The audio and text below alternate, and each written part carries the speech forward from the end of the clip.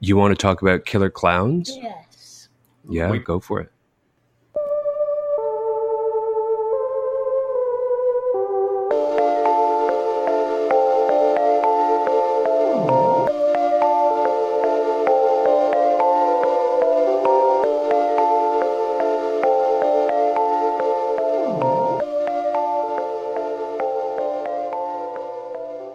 Okay, listeners, we have a special guest named Jack.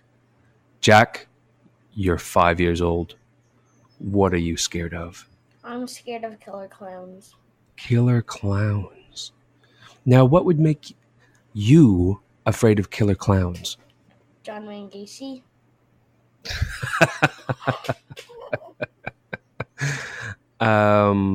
Did you know him personally? Good friend of yours? He's not my best friend, but... Does he... He's a serial killer, get it? Yeah. His name is basically the Pogo Clown. Oh, right. How did you know about him? I just know about him because my dad taught me. Oh, great. That's nice. Well, thanks for sharing your story, Jackie boy. We'll talk to you soon, Elton Dan. Okay, see you, buddy. See ya. All right. You skedaddle. Go watch YouTube. So, this is episode 2. We're going to delve a little bit into the specifics of the paranormal. And I think, Jake, you've chosen your favorite haunt, your favorite ghost. My favorite paranormal story. Yeah, I've got a couple, but one that I'm well, it actually isn't all that exciting. It's quite boring. Well, when you're critical of them, and you have, I want to say, a science background. Okay, here's something that kind of freaked me out. Okay, right. You go first, and okay, yeah. So, well, this isn't anything to do with what I was going to talk about. Oh, good. Yeah, this is off the cuff. So, I was doing some research into the paranormal, and one of the things that does kind of freak me out a little bit is that the church actually gets involved in some of these cases where they need to do exorcisms and things like that, So that's real then. That's not just for the movies. The church actually does do exorcisms in the modern. Well, I don't know if they do it in the modern world because they would just be made fun of. But I was researching that Annabelle doll. Oh, yeah. Oh, well, it was possessed by a demon. Oh, good. And yeah, so the church. Wait. Just when we say stuff like there was a ghost in the Imperial Theater, what we're really saying is people say there was a ghost in the Imperial.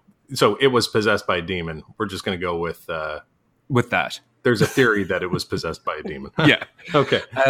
But the church actually came out and did stuff for this doll. Now, some people say that the guy who did it was just in it for a little bit of his own recognition and glory.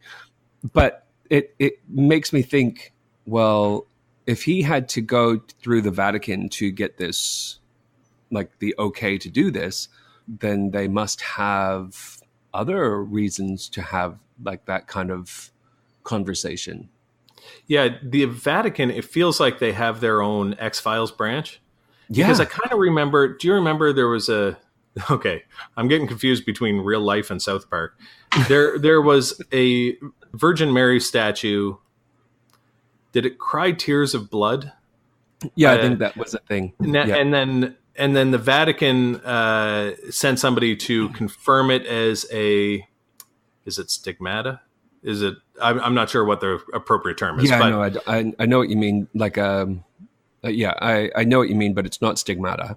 No, it's like some sort of event, of some kind, miraculous event, or miracle, or what have you. Yeah. We've obviously done a ton of research on this, so you can refer to us as experts and maybe put us in a bibliography if you're writing a book about these events. Yes, but a miracle or some other event is what the proper term is. Yeah. Exactly. But so I feel like they have a division of their own paranormal. Well, they wouldn't call them paranormal investigators. They wouldn't be like, this is the occultist division of the Vatican. They'd call it the Affirmation of Miraculous Happenings Business Bureau. But they sent one for this. But they had to come to New Brunswick. There was side of a Tim Hortons, and there was a pattern of the Virgin Mary in the bricks on the side of the Tim Hortons when the sun hit it in a certain way, and people were coming like and praying to it, and it was like its own little wailing wall kind of thing. And then there was obviously the toast incident when somebody toasted a piece of toast and it came out looking like the Virgin Mary. And then, of course, some clever guy came up with the idea of making a toaster that intentionally burns the picture of the Virgin Mary on your toast. Sales went through the roof. So now we're going to talk about the ghost of Theodosia Burr Alston. So Theodosia Burr was the daughter of Aaron Burr, and if you are a Hamilton fan like me, that's a person? Don't pretend like you don't know Hamilton, Jake. Oh, the play. Hamilton on Broadway. Yeah, the guy from the play. Anyway, gotcha. I knew there'd be a musical tie-in since you're involved in this. So Aaron Burr was a huge political figure back in the day, and he's known as the man who shot Alexander Hamilton. So they had a duel, and he shot Alexander, and that's how the Broadway play sort of goes. So spoiler alert. His daughter Theodosia, she has a song. There's a whole song called "Dear Theodosia" in the musical. Okay. But what I didn't know was that at the age of 29, Theodosia Burr Alston died. Ooh. In kind of a mysterious way. Her dad was a political hotshot assassin. Gotcha. Yeah. Okay. Well, he killed Alexander Hamilton in a duel. So he didn't assassinate him. It was just the way that they handled. He was the better man. Well, he was the better man than. Actually, the story goes that Alexander Hamilton was going to throw away his shot and not aim at Aaron Burr because they were friends. So Alexander put his pistol up into the air. Aaron Burr didn't understand that Alexander was throwing away his shot, and he shot him. Friends don't challenge friends to a duel. Well, they can challenge friends to a duel, but they do throw away their shot. I slap thee with my glove, sir. I bite my thumb, sir. Dost you bite your thumb? Draw on the count of 3. 1, 2, 3. 1, 3, gotcha. Gentlemanly. So gentlemanly. Okay. Anyway, Theodosia was the hotshot. Aaron Burr was vice president to Thomas Jefferson. Shot him. Theodosia. He's the damn fool that shot him. Theodosia and her dad were very close. She was his only daughter. Right. So he was arrested for murder, but he was acquitted. But Theodosia wanted to be by his side during that time, and shit happened.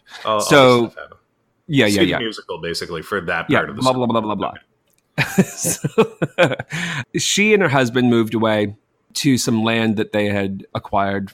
But anyway, it doesn't matter. Theodosia decided that she wanted to go and visit her father. So at the time, pirates were a big deal. Everyone was scared of pirates. In her America. Husband, in Penzance. Okay. That makes more sense. Joseph Alston. We're discussing a universe where only musicals are real. And everybody was very concerned about the Pirates of Penzance. Fortunately, a boy from Never Neverland named Peter Pan was available. Well, yeah. But the thing was that he was so immature and he refused to grow up. No, her husband, Joseph Alston, he wore an amazing Technicolor Dreamcoat. This could go on. Told her, please don't go. But eventually she won whatever, and she took off to go see her father on a ship called the Patriot. Okay. When she arrived, her father said, Someday, all this will be yours, Simba. She never.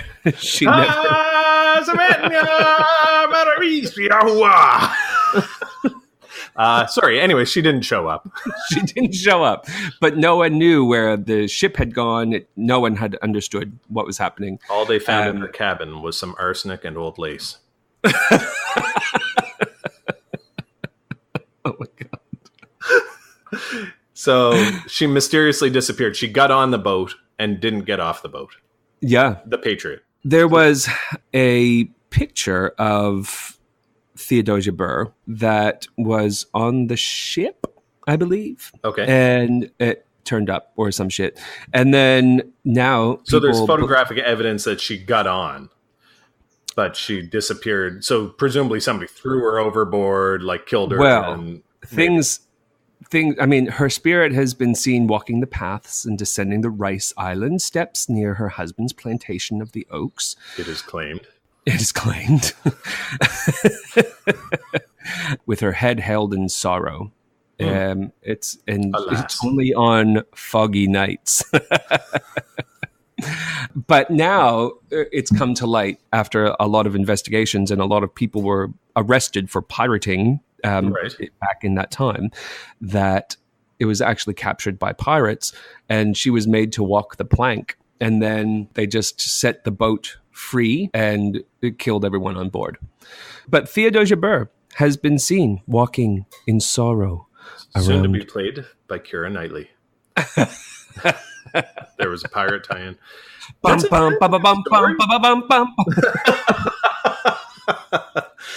Guaranteed that'll be a musical at some point. Pirates of the Caribbean? Yeah. I don't know, man. So that's the story of Theodosia Burr. Died at 29 at sea. Well, forced to walk the plank. Yeah, I thought that wasn't actually a thing. I feel like it was just done for Pirates of Penzance. And then to increase dramatic tension. I feel like if you wanted to kill somebody, you just stab them, or shoot them. I get keel hauling, but that's a punishment, but it's not meant to kill you, right? No, it does kill you very much. You're very dead. I thought they dropped if you did something the captain didn't like. They tied a rope to you, dropped you in the water, then ran along the side of the boat while you bounced off all the barnacles and stuff, and it scraped you up pretty good. But then they pulled you up, and you had to apologize. Well, then to the captain. they can no. Well, I mean, maybe if you lived, but I'm pretty sure people often drowned before they were hit by barnacles. Do you think the Somalian pirates do all this stuff? Do you think if you were captured by them, they'd be like, "Swab the deck, me hearty"? Well, didn't Tom Hanks play Captain Phillips? Captain Phillips, yeah. I haven't seen it, but I saw the CinemaSins version of it. Looked like it was a good movie. What's CinemaSins? Oh man, okay, we're not getting paid for these advertisements, but since it's only about 5 people who listen to our podcast, hold on, I gotta get comfy here. Yeah, okay, go. Okay, CinemaSins is this YouTube channel that basically just sins movies. It just finds flaws in movies, but because it does a summary of the movie as it's rapidly going through the flaws, it's almost like the Cole's Notes of the movie that you would be watching. It also it's a great YouTube channel. Definitely check it out. If you don't have time to watch a 2-hour movie, watch the CinemaSins version of it. It's fantastic. But is it mistakes that they've made? Yeah, it's mistakes in the movie. It's typical cliches. There's anybody who eats an apple in a movie is an asshole, and it's so true. Think of Captain Barbossa. We were on the Pirates of the Caribbean thing. It's always the apple eaters are the assholes in the movie. I think it's something to do with the sound, You can look like a real dick eating an apple. You can look like a dick eating an apple. You can be like a real smug apple eater. Yeah. Nobody eating a donut is ever a bad guy. The bad cops never eat donuts. They're too intense. It's all these cliches in the movies. I don't know. The good cops eat donuts. We were talking here in Shediac, New Brunswick, where I am currently in my parents' basement, about why we don't watch a lot of French films. And it's because they would all have really funny, weird names. One of which, if we were talking about good cop, bad cop, it would be bon cop, pas bon cop. Well, that is a movie. There is a movie about a French and an English detective in Montreal, and I think it's called Bon Cop, Bad Cop. Stupid. The best Canadian movies are the ones that just embrace how shitty. Like Strange Brew, maybe one of them. Like the ones that are intentionally not great. Intentionally ridiculous. They're pretty good. I'm sure, actually, there have been a few. They film a lot of movies in Canada. They filmed the X-Files in Canada for years. Oh, and Deadpool. Yeah. Because, we cheap. have film credits. But, like, if I was going to imagine what kind of a budget we could put together in St. John to do a feature film and what kind of actors we'd be able to attract and stuff. I think it'd be pretty slim pickings. It would be so bad. That said, I mean, a few of my friends are now actors and stuff like that, and they obviously don't live here anymore. So, yeah. And I mean, I'm friends with Greg, and he owns an entire production studio, but they don't do feature-length films. They do like documentaries and stuff, but they don't do, how would you make a detective movie in St. John? Like admitting that it's in St. John, nobody would watch it, right? Everybody wants to see Los Angeles or. But you know what they could make in St. John, and it would be legit good or bomb. The flaming refinery movie. That's like a true fear that we have because we have a big refinery. So, like, if you called it Refiner's Fire, then and it would attract a Christian crowd because that's a song in church. I was going to say, I think that exists. My heart's one desire. It's one of those hand waving songs from the 80s, church in the 80s. It was a good. Yeah. Those were good times. But I reckon St. John would be a good place to host like a haunted place because everything's broken. Absolutely. Have you seen Schitt's Creek? I've never seen it. I heard it was good. Oh, it's so funny. Eugene Levy and his son and his daughter. Yeah. It's so good. Yeah, must watch. Yeah, he's a Canadian. I mean, the CCTV guys were all Canadian. So John Candy was Canadian. Yep, yeah. And actually, the Trailer Park Boys, I say you can't make fiction here, but they are based here. But again, they're kind of like Strange Brew. They're ridiculous. You can't do it. Yeah. Now, it's a good place to do comedy. It's not so great to do like action, like full acting. Yeah. Yeah. I think haunted comedy or horror both would work here, like you said. Also, just films about garbage and dog shit in the street would be a... they would be a smash hit if there was a film that was just about garbage and dog shit in the street. The south end of St. John would be the perfect place to film it. And I love St. John. This is my hometown, but it's not. There are some areas that aren't that clean. There's a lot of dog shit and then a lot of garbage. People are nice. Watch where you step. That should be our city motto. Instead of the loyalist city, when you drive into St. John, nice people. Watch your step. A lot of dog shit.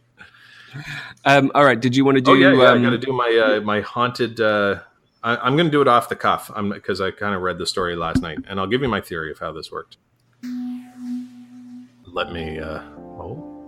Oh, nice. Just going to set the mood for love. I like the background music. Is this going to keep going while I tell the story? Yeah. Oh, good. Okay. So this story is one of my favorites because it doesn't have an answer. It's still a mystery, sort of. But I'm going to give you my theory.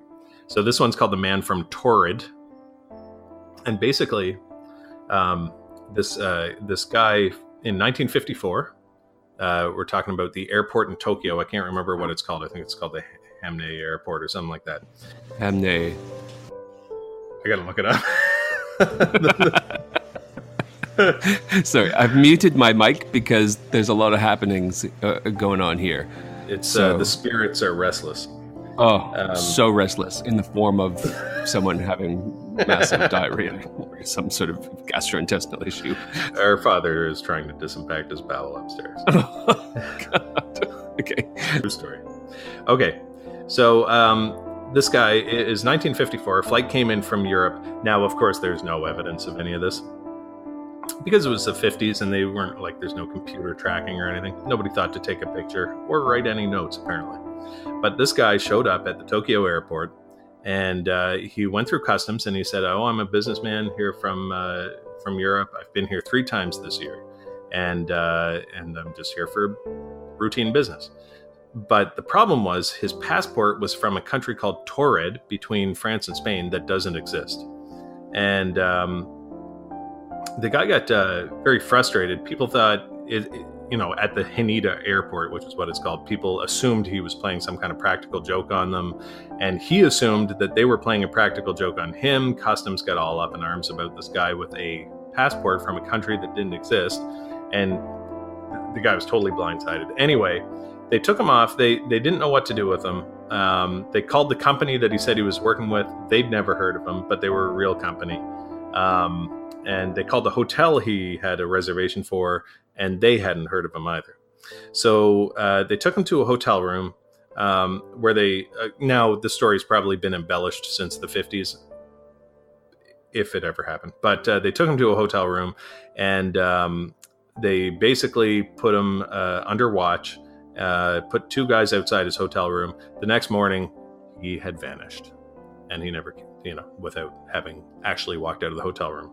So there are a couple theories of what's going on. There's a country, like one of those tax haven countries called Andorra, which is exactly sort of where Torrid was supposed to be on a map when they showed this guy the map of, I'm pretty sure that's where Jake lives with a bunch of avatars. No, you're thinking of Pandora. That's a different planet.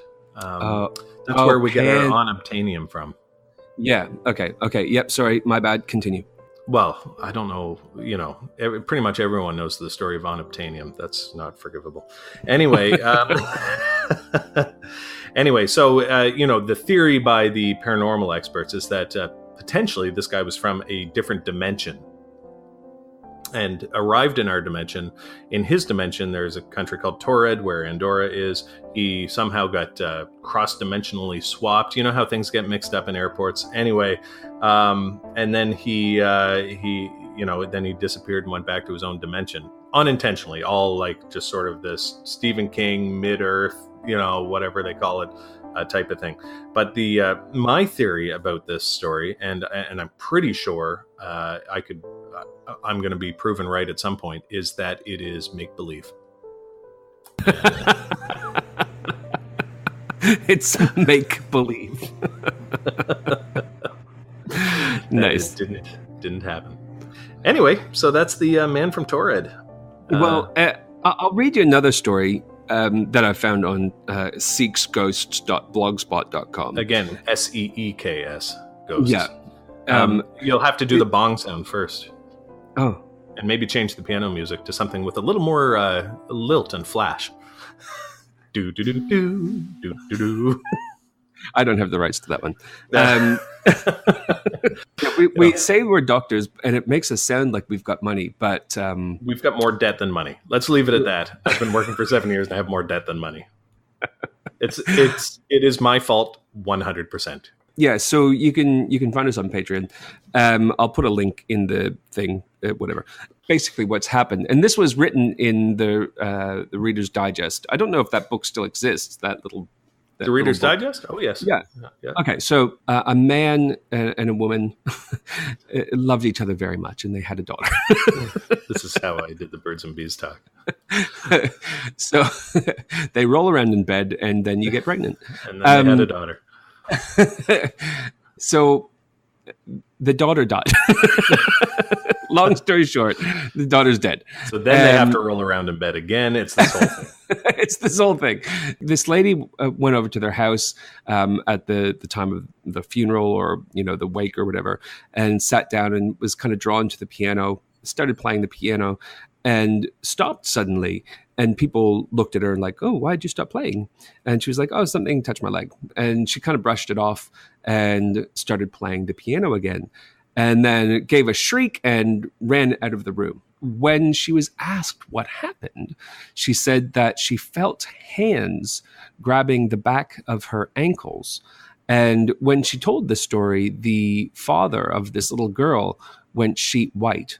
She didn't really understand what was wrong. And she asked him, and he said that when he would play the piano, his dear daughter would sneak under the bench and grab his legs and use and kind of push the pedals for him with her hands. So yeah, so that's, I mean, if you want to be freaked out by that, that's got a little bit freaky, a little bit complete rubbish. Limitsy. Yeah. No names. No, it's just written by, yeah. Well, Halloween the thing is, like, special, we don't use names though either. So I'm just going to play devil's advocate. Yeah. No, And- could be, but yeah. I would say it's make believe. Again, sounds like make-believe. Or maybe she had leg cramps. Maybe you ever had maybe spasms she in your needs some calves? potassium. Yeah, Yeah. I've had like the sensation that someone's tapping me on the shoulder and things like that, but I do put it down to a spasm or I'm just picturing this lady's life. She went for a jog. She was like, "Oh fuck, I gotta go visit them. Their daughter died. Maybe I can go play piano." But she that started would make me jogging feel again. better. She wanted to get into shape. Her legs are sore. She's got the lactic acid buildup. She starts playing piano because that's what you do when somebody's daughter dies. Maybe play some sad songs on the piano, or maybe something jaunty. But either way, the lactic acid builds up and leg cramps. Screams. It was a ghost. It was the dead daughter. must be. Now she's made things worse instead of better for the Because they're like, why hasn't my daughter moved on? yeah. Like, why And is she? all because of you had to go. You felt like you had to do your duty. You should have Yeah. gone for a jog first. Yeah, no good deed goes unpunished. Exactly. No good deed goes unpunished. Yeah. Now I'll very tell you true. something a little scary about pianos that I learned yesterday. Well, I'll tell you. The Actually, strings can be used to murder you. Yeah. Garrot. No, this is a true story. This is a truth about pianos and a true story that happened to me. If you and push Mom them and at a Dad. window, they can fall on people and kill you. No. This is the real deal. So, well, that I'm sure that's true. But pianos are a favorite nesting place for rats and mice, and they will nest in there under the keys. And there's all that felt in a piano and stuff. They'll take that and make a nest out of it. And then sometimes when you're playing a piano, if you smell a rotting smell, it's a rotting rodent nest. Gross. Yeah. And I have smelled that. I've smelled like that pee smell and like decaying animal smell, not in their piano, but in the high school piano that we played in high school. It always smelled like that. So I asked him about that, and he said, yeah, I was just at the high school. There were huge rodent nests in those pianos. We had to throw them out. Speaking of rodents, unrelated to ghosts, but Yeah. I've been watching YouTube, and these people go out, these exterminators go out with BB guns and go to like farms, and instead of setting traps where you might get one or two rats or mice a night in order to get over an infestation, they're shooting hundreds of rats. I feel like Oh, I used to it feel is- like exterminators were, I felt bad for them. They're underpaid. it was a It's boring tough life. Yeah, Now I'm like, I would do that for free. I would I too. If you pay for my night vision scope, I will go out and shoot all the rats in your. Look, I mean, I'm a veterinarian, I'm not a good person. and I don't condone cruelty to animals. I think that this is a much more I'm humane not sure way. shooting them is cruel. No, I think Yeah. it's much more humane than setting traps, because Especially these guys, those glue traps. they're awful, and they are very ineffective. Yeah, tell me about it. I got a bunch of glue traps covered in hair in my house with no bodies to show for it. But no, these guys only take headshots, so they Yeah, they you can only see take. the eyes, right? You see the eyes, Yeah. and you just aim between And it's them. just like it's over for these rats in a second, and the guys are having a friggin' blast, man. It would be so much fun. I was watching. There's a whole series of YouTube channels about Prairie Dog Control, because like the cattle ranchers, they'll get a prairie dog town, then the cattle step in the holes and break their legs, and then you have to kill the cow and you can't sell it, right? So they hire these shooting teams to come out and shoot the prairie dogs, and these guys, I guess they're just doing it for fun, but they use like really high caliber rifles, and when they shoot them, they just explode into like a spray of guts and gore. But it's like instant they death. literally explode. Yeah. Yeah. I don't consider it cruel because it's instantaneous. That'd be a pretty good way to go. It'd be like if we were shot with a cannonball. You never know.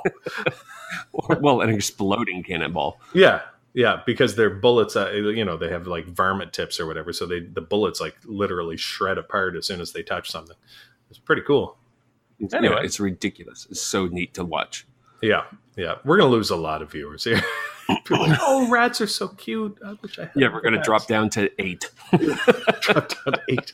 I don't understand. I don't understand how Facebook makes money because it seems like such a sham. But, well, a lot of people like us are advertising on that. Like, there's probably a million other idiots like us that are like, oh, I'm going to boost this post and get 17,000 likes. And you know what? I'll do it again because it makes you feel good when you get the like. When I know. somebody likes your thing. It's like it's like the rat hitting the thing for the pellets. I'm like, oh, I want likes. I want to be liked.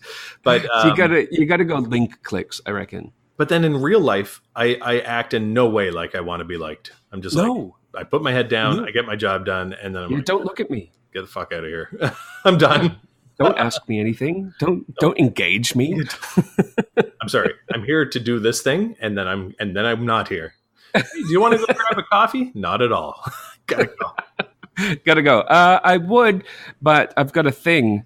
I've got now. See, I've been using Dad's illness quite a bit lately. I'm like, I gotta go. Gotta go check on Dad. Oh wait. Oh, you know what we need to do? And dear listeners, please call in, or don't call in. don't talk to me. We can't answer the phone if you do. I would love it if you would write in and tell us your story, or try to explain some of the things that Jake and I have discussed on this episode. Yeah. But the other thing is on Patreon. So we've got a couple of tiers on Patreon. The tier 1 is a class 1 roaming vapor, and tier 2 is ectoplasmic residue. If you go on the ectoplasmic residue tier, you can come on the show either live. We can Skype you in somehow. You can record a clip, or you write in, and we will feature your story or your experience on the show. That's a great idea. I think that would be lots of fun. Go on there and have a look at that. See if there's anything that interests you. But also send us in your stories regardless. Just if we don't want to, we won't have them on. On good podcasts, how they have a name for their audience. So like on My Favorite Murder, they call them murderinos. Haunts. Happy haunts. Yeah, it'd be our happy haunts. Happy haunts. So there you go, happy haunts or unhappy haunts. Now, I was going to say we need to get Dad on this show because he's got some. I don't even know if he believes in ghosts. I've never asked him, but we should get him on the podcast. Well, he was very afraid of that house. Which one? The haunted house in his hometown in Pugwash. I got a visitor from beyond the office. I heard that. Was that an EVP? Dan.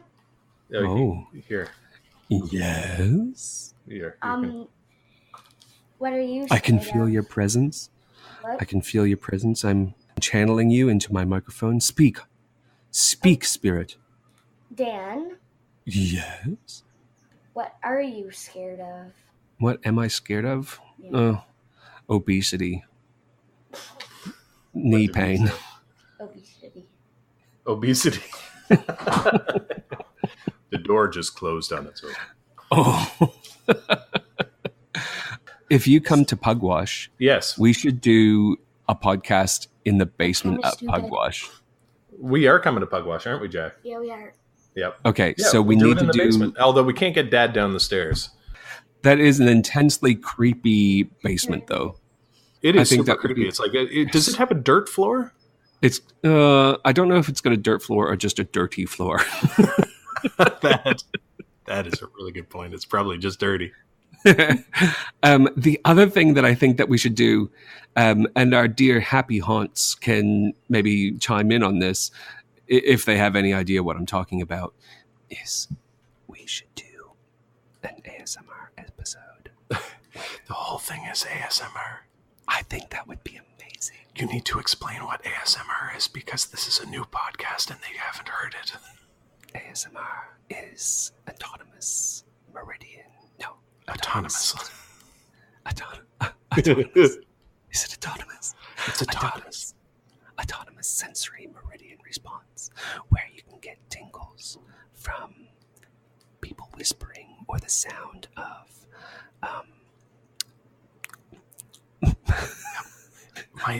do it again. My taint is tingling. Not really. That's gross. That was especially gross. That ASMR is hilarious. And big thing. And it was in the news. I'll tell you what, though. It's always ASMR on YouTube is always good-looking women. And they're not always. No. Because I would assume those are the only ones that people are interested in. No, I watch some that are just people making noises. Not necessarily.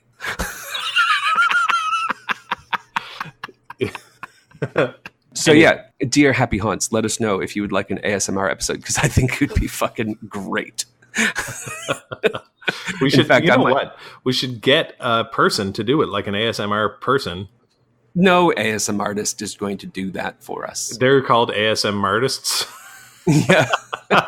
That's ridiculous.